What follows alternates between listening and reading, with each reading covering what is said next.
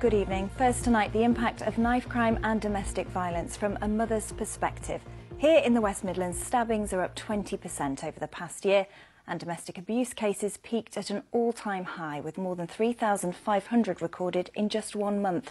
Today, a group of women, supported by Birmingham's Bahu Muslim charity, came together to make a stand with 2 hard-hitting films. Our special correspondent Peter Wilson went to meet them. He's not. I can't believe he's gone. The women here were all involved in making 2 films. The subject, often taboo, domestic violence and knife crime. Art imitates real life. Yasmin Begum's family lost a close friend, murdered in a machete attack. Our communities are quite cruel as well at the same time. They don't understand that the mothers are the victims of these crimes as well.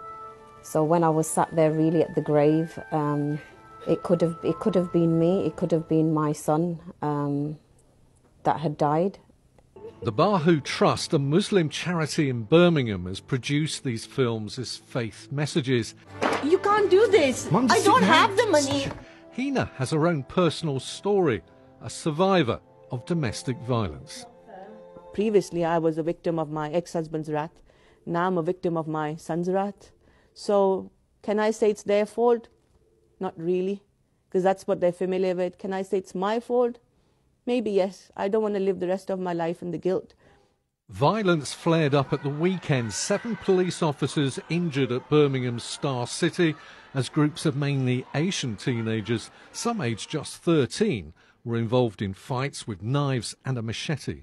If you do go out and carry a knife, it's not only going to affect you and the person you harm, but it'll affect both of your families. So think before you act. Really think about how it's going to have lasting effects on everybody. The Muslim community in this part of Birmingham are often very conservative, very private people. But the Bahu Trust has decided to get their own women to speak out. Especially coming from an Asian background, some families will let their daughters think that it's okay to be treated like that, and it's okay that, you know, if somebody treats you badly, you should just sit back down because you're a woman. But that's not the case, and it shouldn't be like that. If you're being treated badly or if you're made to question yourself, you should be able to stand up and speak up for yourself. You can see the Bahu Trust films on their website and YouTube. And Peter joins me now. Peter, you mentioned it in your report there, the incident at Star City over the weekend, reports of young people being as young as 13 arrested, carrying machetes. What are you hearing on the streets? Well, it's important to say that every single community has a problem with knife crime and domestic violence. But what people are saying to me is that these children, and they do describe them as children, vulnerable children, 13 and 14, we shouldn't be surprised. For years now, we've been talking about kids carrying knives because they're frightened about violence out on the streets.